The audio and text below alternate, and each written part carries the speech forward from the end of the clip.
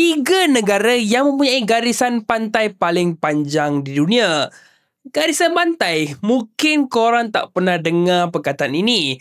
Garisan pantai ataupun coastline adalah ukuran pantai, garis-garis pantai di negara. Kita akan lihat negara-negara ini yang mempunyai garis pantai paling panjang di dunia.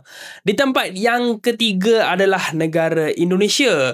Daripada Sabang sehinggalah ke Merauke, Indonesia mempunyai garis pantai sepanjang 54,716 kilometer, menjadikannya negara ketiga dengan garis pantai paling panjang di dunia. Di tempat yang kedua ini adalah negara Norway.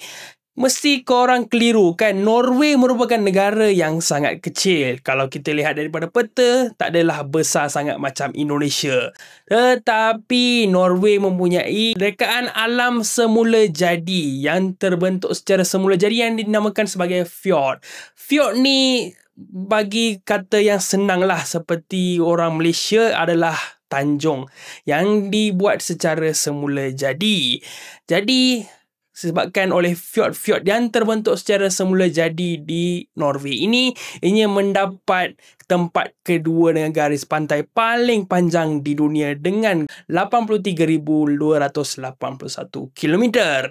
Di tempat yang pertama, ini adalah negara kedua paling besar di dunia.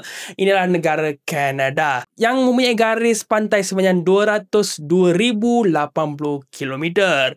Ini adalah 3 negara yang mempunyai garis pantai paling panjang di dunia. Kalau korang suka video seperti ini, jangan lupa follow saya, Octoman Fazil.